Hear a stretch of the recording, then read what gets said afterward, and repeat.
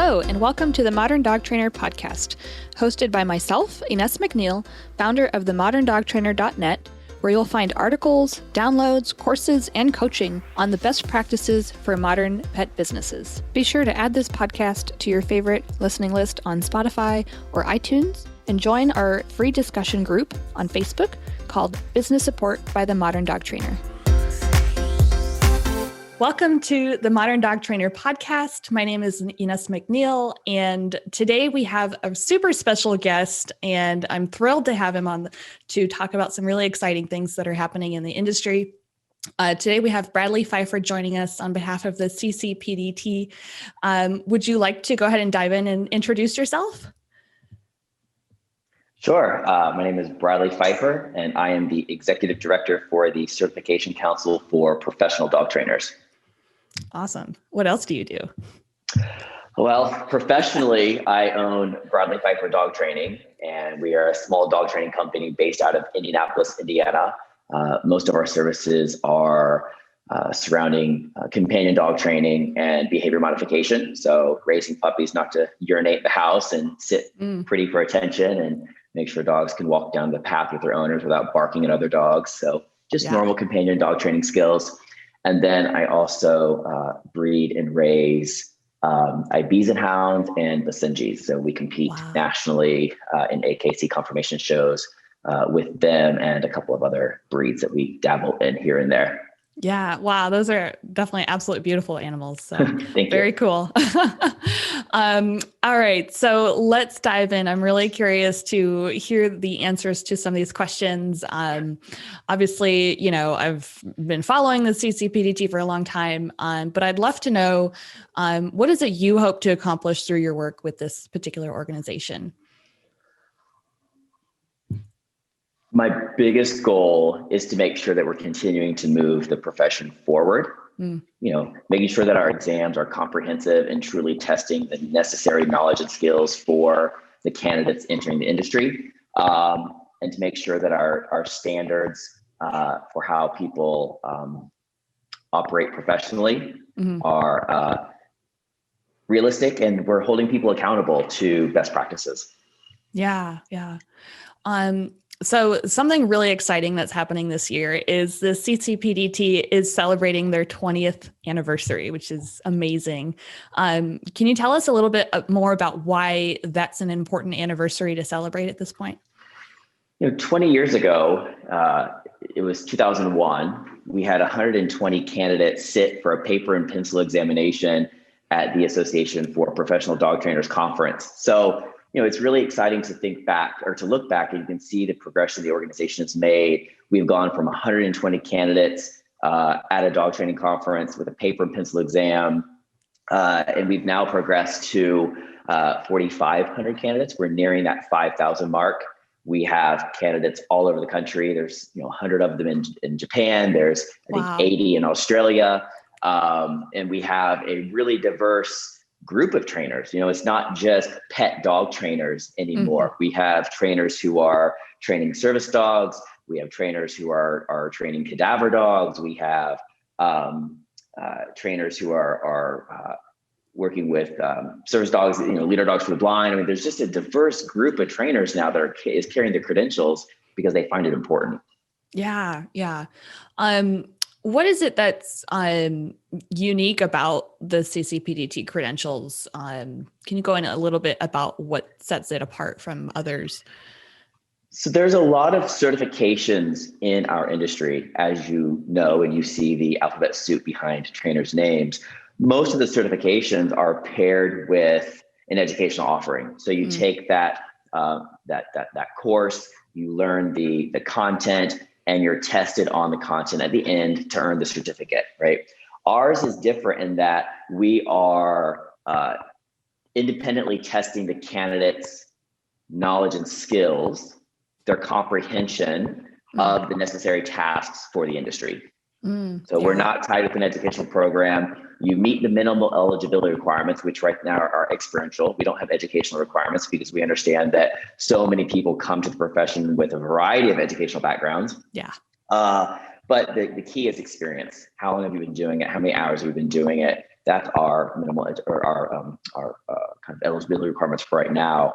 And that's probably the biggest thing is ours is independent. That doesn't make it better. It just makes it, more in line with a credential or a license to test the individual candidate's comprehension. Right. Compared to testing their knowledge of course content after they completed the educational program. Right. Exactly. Awesome. So, what's going along with the 20th anniversary is a really neat, fun, kind of like social media visibility, little new hashtag you guys have. Can you tell us about that and what it's for and what you're hoping to accomplish with it?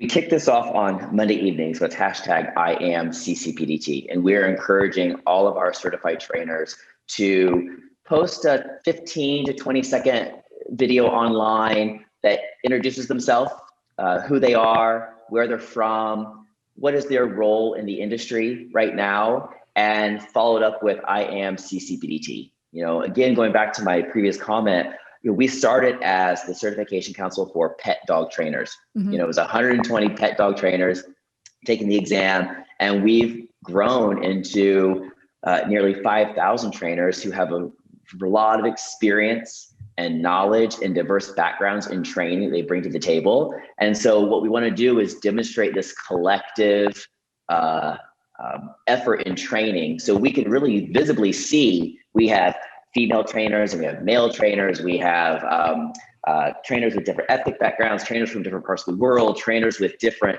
levels of experience and who participate in different ways. I mean, even you have got your credential and you are educating trainers on how to be stronger business owners and better dog trainers. And I focus more on companion dog training and helping my clients make sure their pets are equipped to be good house companions. But I think that collective demonstration of who we are as an organization and is really kind of what we're going for. So I'm hoping that everyone will grab onto the idea, post it on Facebook, post it on Instagram, and then follow it up with hashtag I am CCPDT. I love it. Yeah, I can't wait to see the videos that come through. It'll be really, really We're getting awesome. quite a few, actually. I was a little unsure if it was going to take off, but I've seen probably 15 or 20 come through just in the past couple of days. So it's fun. People seem to really like it. Yeah, it's great. And tell us a little bit about kind of some changes coming up, given what we've had to deal with and experience with the pandemic. You said June 2021 for the recertification, there's an adjustment that's coming up.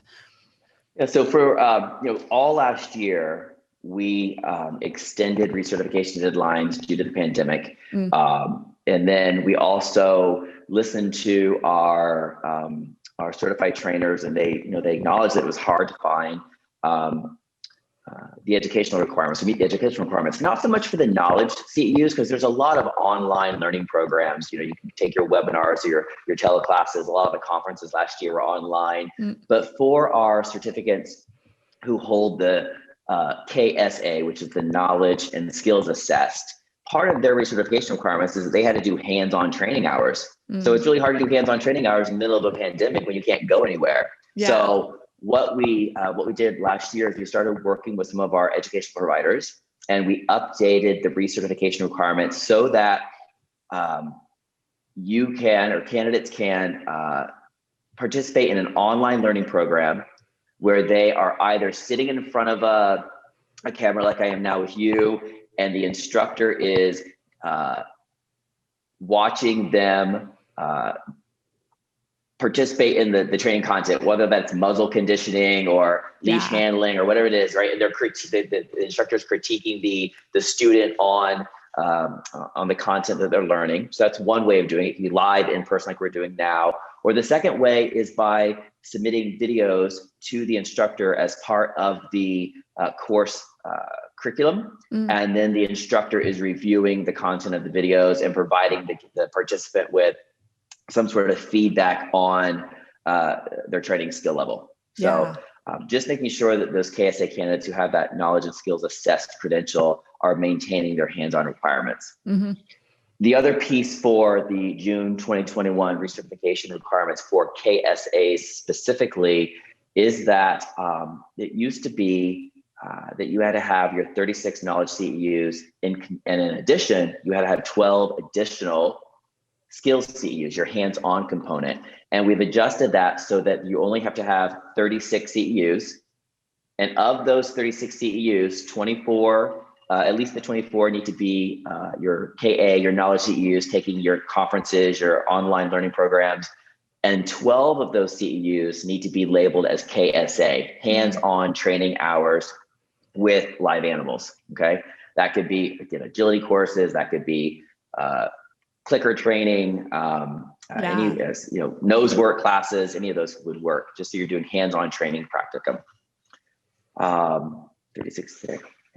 And then the other requirement too, you guys might remember in 2017, we announced speaker eligibility requirements as part of our CEU process. And up until recently, instructors had to either be credentialed with the CCPDT, they could be credentialed with the International Association of Animal Behavior Consultants, or they could hold a higher education degree in the subject matter they were teaching. Right? Those were the requirements for a speaker to be able to offer CEUs to our certificates. Again, all about trying to hold everyone accountable to a baseline level of demonstrating knowledge and skills, holding yourself accountable to some sort of standards of practice and code of ethics. That was kind of our way of creating accountability for speakers as well. And so we adjusted the speaker eligibility requirements for the KSA knowledge and skill CEUs to allow presenters who are actively participating in dog sports. That might be that you are titling your dog in competitive obedience, you're titling your dog in agility, you're titling your dog in Schutzen. That if you are titling your dog and you've met those requirements, because that's also an objective measure, right? You got to score based on your training skill level. That if you have titled your dog, you can offer skill CEUs to a KSA candidate. So, if as a presenter, I'm out winning agility trials every weekend, then I can now offer agility focused workshops and provide KSA skill CEUs to a CCPDT certificate. So without having that particular certificate. Without having the degree, right? So we're going to say that your titles are your demonstration of your knowledge and skills, right? Yeah. So, and with the way that we adjusted the recertification requirements, certificates are still obtaining a certain level of knowledge CEUs from a presenter who's degreed in the field or who is holding their credential. They're also able to learn from some of the really highly skilled pioneers in the profession who haven't elected to earn a credential at this time, right? But are actively training and competing with their dogs because they have a wealth of knowledge, and we want to respect that and honor that. So. Yeah, I love it. That's really, really exciting. Okay, so let's dive into a little bit more about the CCPDT. Can you tell us one misconception that people have about the organization? One misconception. Great question. I don't know if it's a misconception. I don't think people, both in the industry and out of the industry for that matter, really understand the amount of work that it takes to produce these examinations. And I think one of the misconceptions, or something that I hear a lot, each time we have new board members come on and they attend their first annual meeting or they go through their first exam review, for instance, without fail, they always sit back at some point in the meeting and go, wow, I had no idea the level of work that it took to produce this, between the job task analysis, writing items, reviewing items, creating the examination, reviewing the examination. So I think that's one maybe misconception and or just maybe just known, maybe important. And then a couple of years ago, I remember getting an email and someone, a person had said something to the effect of, the board sits up in their ivory tower and just starts, making decisions for the rest of us kind of a thing. And, we have really worked in the past several years to increase our pool of subject matter experts. We have a strong group of trainers that are working on the professional outreach committee. We've really worked closely with IAABC, APDT over the past several years to produce the standards of practice and code of ethics. We have a really strong pool of subject matter experts in the industry who are working on the exam committee to make sure that they are as comprehensive, that the exams are as comprehensive as possible for what they are. So again, being on the outside looking in, you may not realize that while there's a set of board members that are 12 of us, there's a whole bunch of people behind the scenes that are really working tirelessly to produce the end product. Yeah, I can imagine. That's awesome. Yeah, there's always, I feel like people see 20% of the work that you do, and 90% of it is behind the scenes. Yeah. Well, and I think it is. That's totally it. And I think that we're lucky. I think that we've got a really strong support system. I mean, even just in the past few days, as we've launched the 20th anniversary, some of the 20th anniversary announcements, we've seen, just emails come in and online kudos, congratulations, thank you. So, sometimes it's like people only contact you, or they only say something in email when they want to, what appears to be a criticism, right? Mm-hmm. And so, but I think in reality, we have a lot of support and a lot of, it's encouraging, especially now as we're doing the 20th anniversary, to see some of that support come out. Yeah, absolutely. What's one tip you wish you had known when you were first starting out as a dog trainer? Lord. My first class I ever taught as a dog trainer, someone said, the person who hired me goes, "Do you want to teach a puppy class?" And I said, "Sure." She goes, "Great. Come Wednesday at 6:30. So I show up Wednesday at 6:30 with 6 puppy owners and myself. And that was it. Like, no, I'd never done it before. I had, no. But anyway, I think if I had one tip, I was like, it would be, don't worry so much. Just train the dog, right? Just train the dog. I think even now, sometimes I worry too much, but just go out, get to know the dog, train the dog, it'll all be fine. Help the people, right? Yes. That's half the battle. For most of us that are in companion dog training, it's relating to the people. Get the buy-in, make them feel like you understand what they need, help them train the dog, and then it will all fall into place. Yes, exactly. That's one of the most important aspects of what I do too, is helping people explain like the impact of the work that you do is huge. So what are some maybe common mistakes you see new trainers make, or even experienced trainers, whatever comes to mind? I think it's really sexy to want to work with dogs that display aggression, or to rehabilitate dogs. I mean, you see it on TV, or you see it on in articles. Like, it becomes sexy. Like, your mentors are doing it. Like, oh well, if he could do it, I want to do that. I want to rehabilitate a dog.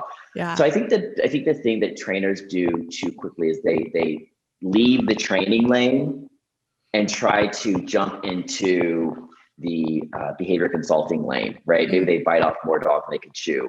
Most trainers, and I do it with my own trainers, so maybe I'm speaking with my own bias. We have them spend a lot of time learning basic obedience cues, house manners, leash training on golden doodle puppies, Labrador puppies, golden retriever puppies. We start really trying to get that foundation honed in, and then we start increasing, their ability to the adolescent dogs, or the breeds that are maybe a little harder to train, like a Cane Corso or a German Shepherd, for instance, versus the Labrador. So I would say, don't try to progress too quickly. Really hone in your skills, become a master at one level of training, and then start delving into the harder levels, the more experienced levels, different types of dogs or different behavior problems. Yeah. Yeah. I love that. And then my last question, which I ask everybody is, if there was one thing you could change or improve on in the industry, what would that be?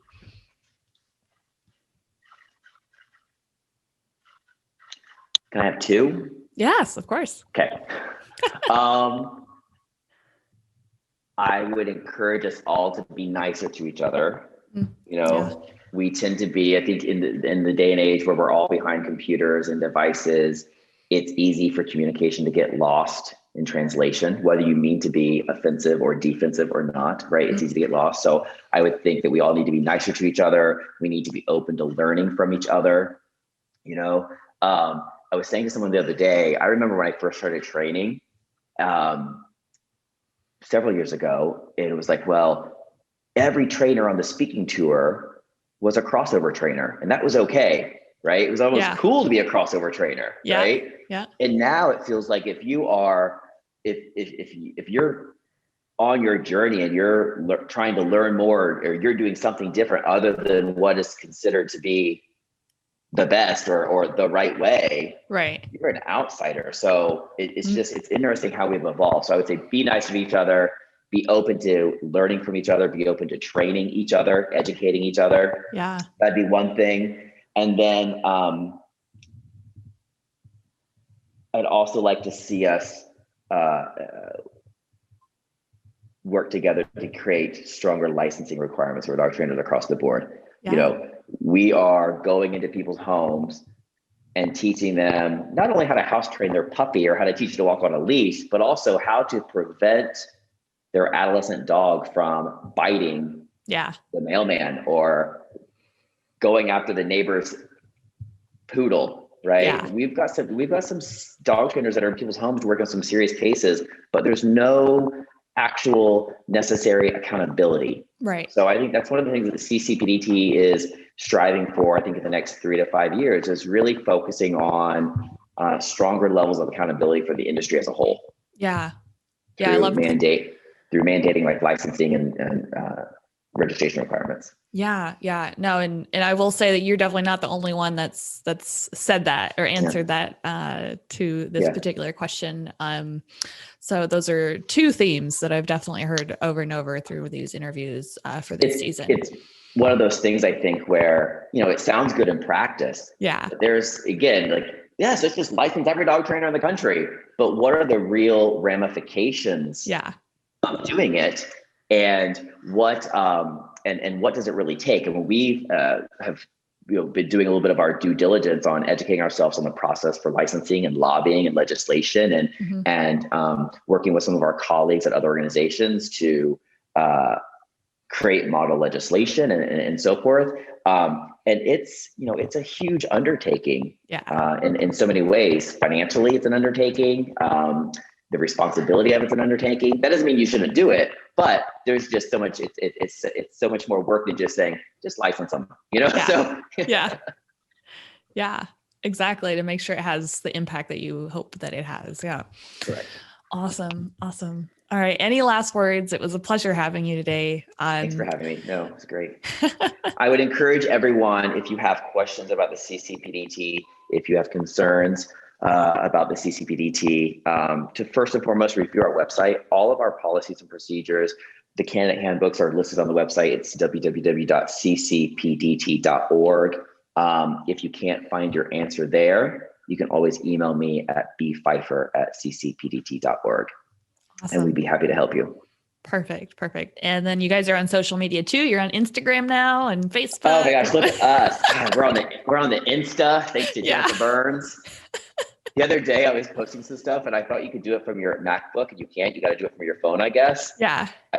So thanks, Jennifer. I'm now getting tech savvy. I love it. Yeah, that was fun to see. And I love your 20th anniversary logo. It looks really cute. Isn't it beautiful? I almost like it better than our real one. So it's beautiful. So we'll see. Maybe we'll keep it. Yeah. Awesome. Well, thank you so much. It was a pleasure having you, and I can't wait to get this episode out there. So hopefully that'll be Thanks for having me. It was great. Chat soon.